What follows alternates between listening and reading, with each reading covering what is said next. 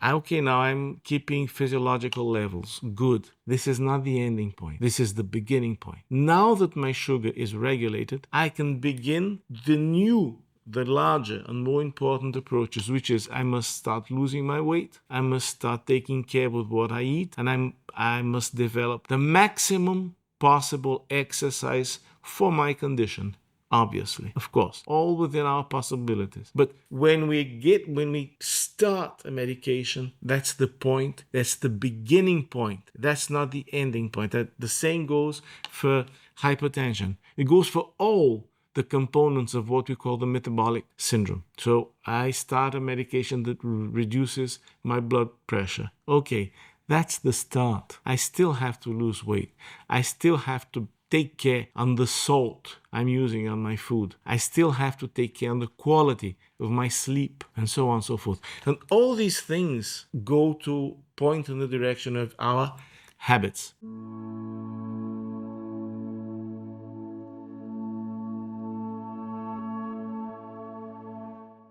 Hello friends, thank you very much for joining us once again. Today we are back with our English versions of our videos. We hope you enjoy it because we started now a new series of videos which is called Switching Up Attitudes. So there's a large deal of things in our personal lives and our personal relationships with our relatives, with our sib-pairs, with our acquaintances that can be changed. That's about within the core of the idea of adaptability, being able to be adaptive. And stress can be understood as a disadaptive physiological state.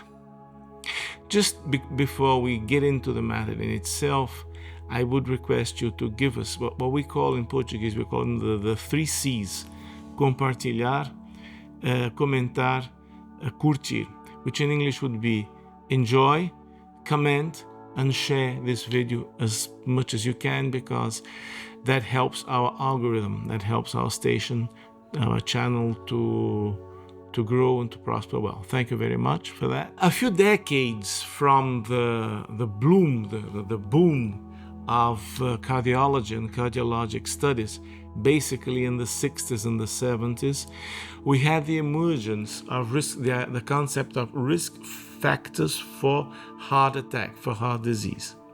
These risk factors involved mainly feeding habits, then come nutrition, then comes all kinds of stuff. Then you have exercise practices, and then you have stress diminishing strategies. Basically, these strategies mean to get in, to intervene. They have the intention to intercept the natural history of heart disease and consequently other health hazards also. Maybe not as dramatic, because heart disease can take to death, sudden death, and consequently it's kind of more harassing. But then you have other categories. You have cancer, several types of cancer. You have several different manifestations of maybe genetic conditions that have their manifestation enhanced, accelerated, brought closer, or aggravated by our habits. So there is a gigantic chapter about our behavior and health-related behaviors. Of course, the more our technology evolves, and the more we have new drugs and we have new medications, we have different interventions, obviously our horizon is clearer. Things look better, but we will always have the issue of the habit. And why is that so? Because what happens is all the technology and all the resources we have in health, whenever achievable by everyone, of course, we have these resources, and these resources depend totally on outside factors, whereas our habits depend on our attitude. So that's the boundary. That's the point where our health no longer depends on the resources we have available to treat our disease or to promote our health. And we start the new dimension where our attitude is everything.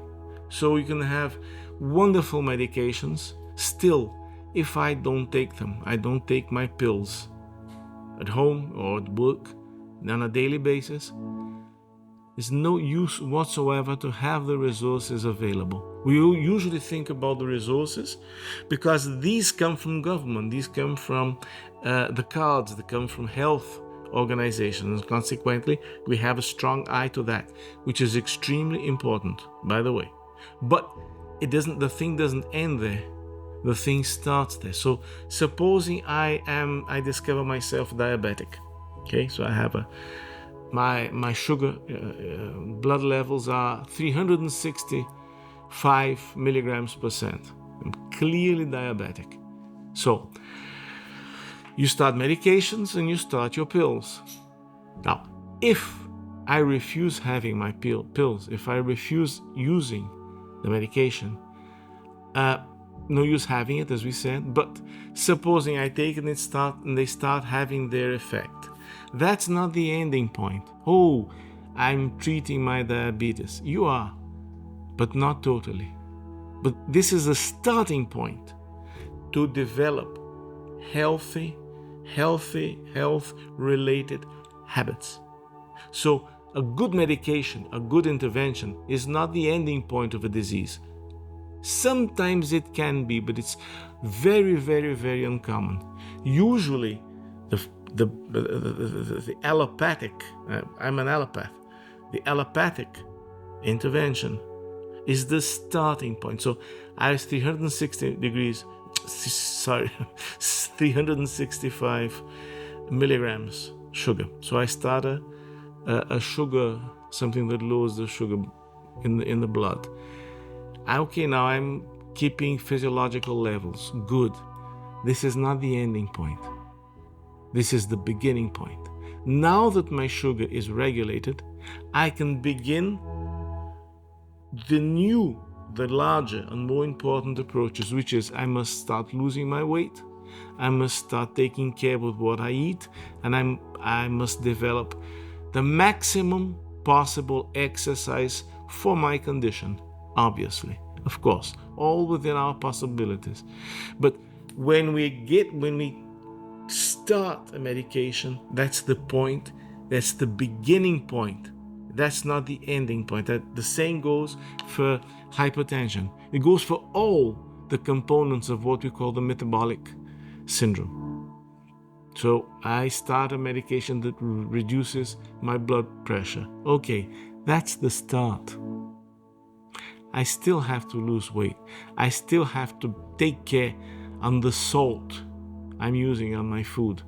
I still have to take care on the quality of my sleep, and so on and so forth. And all these things go to point in the direction of our habits. So this is the important point. The more advanced our resources to treat diseases, the larger becomes our responsibility to acquire healthy and health-related habits. You might notice that I'm talking a lot about healthy and health-related habits. It's because we're going to make a small difference here. We're going to talk about, there's a difference of attitude here, which means an attitude is about switching. Switching is it's a consequence of our inner attitudes towards situations. So I would start off saying that there is a difference between a healthy behavior and a health-related behavior. Okay, so a healthy behavior is something that goes like this. I'm an inhabitant of an island in the middle of the Pacific Ocean, and I have a very good access to fish protein all the time, every day, twice a day, fish protein. I barely have access to fowl, to pork, or to beef. I just don't have them in my usual food. But I have coconuts, I have rice, I have roots, and I have fish. I am going to have that is a healthy nutritional habit. It's a healthy feeding habit. But it is circumstantial. I got into it because I had to. There's no other way about it. And if I'm in another place that's far away from the ocean and I don't have access to fish, cheap fish, I have to go on eggs. Then there might be more cholesterol. You might have, years ago, we had issues and issues and issues about ingesting cholesterol with food. So if we were talking about 10 or 15 years ago, I'd probably be in the epicenter, in the core of a discussion about healthy habits of eating. So it's just how we do it. Some people are more unquiet. They're born more, we call psychic.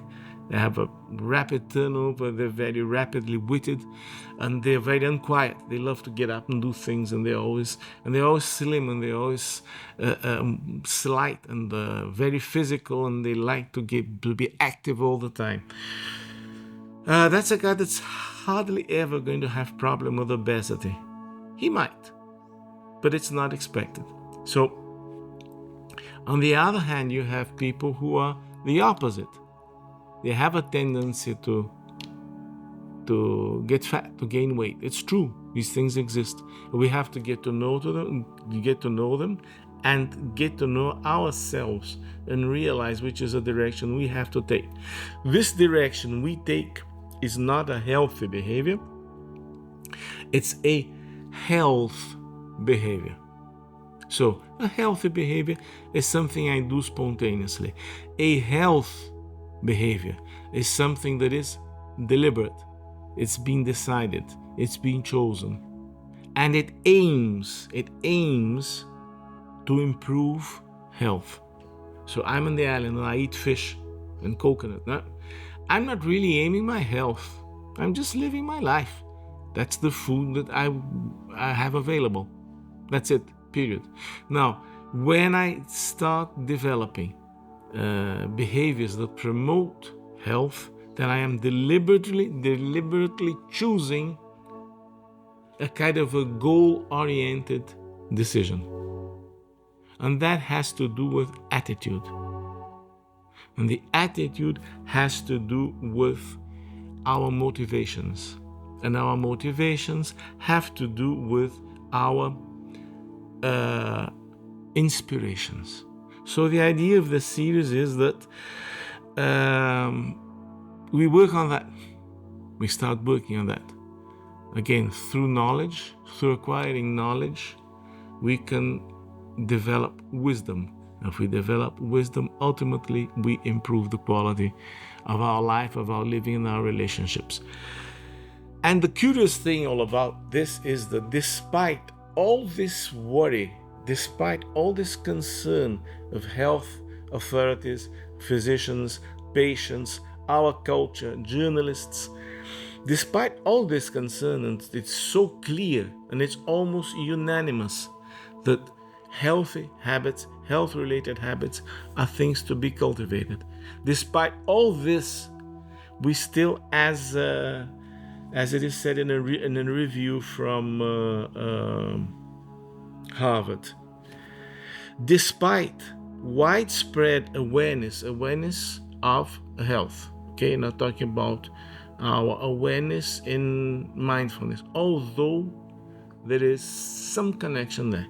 Despite widespread awareness, it remains exceptionally difficult to initiate and maintain health behavior change. So that's a concern in public health. What else can we do to promote? What else can we do to enhance health behavior? Maybe it's time we started helping health authorities. Maybe it's time we started taking attitudes and decisions of our own, which can be partners, which can establish a partnership with health organizations and with health authorities and with our physicians. Why not? So, just finishing off this series, I would like to say that the problem is extremely large. As we say here in this same review, all-cause mortality is inversely associated with health lifestyle behaviors, and changes in unhealthy behaviors can lead to improved physical and mental health outcomes. All these are results of studies. It's not intuition. So I think we'd better do this. I think we'd better do that. No, we have hundreds of studies looking at these things. So the benefits are huge. You may say, well, what's the advantage of dying a little later? If I'm going to die, let me die right now. Really? Hello? Are you from this planet? Do you have beloved ones? Do you have some responsibility in life? Are you minimally concerned with the people that are going to remain on earth after you go? If you have these things, then you know it's important to live well and die well. So, if you're like me, you're someone who strives to develop healthy and health-centered behaviors in your lives, this series is for you. This is the reflection of a few decades of clinical practice and practice on myself, of course. I also have to take care of my health. It's not just pointing my finger and telling my patients they ought to do this, they ought to do that, and they must not do that other thing. Okay, so if this is for you, then this series is for you. We hope you enjoy it. Once again, thank you very much for joining us to this point of the video. If you've enjoyed it, there is always time left to give us a like, share, and maybe comment. By the way, please, if you can, just do comment. That helps a lot because that develops the content. If you like the content, your comment, your question can enrich way farther than you suppose. Thank you very much once again. See you soon. Bye-bye.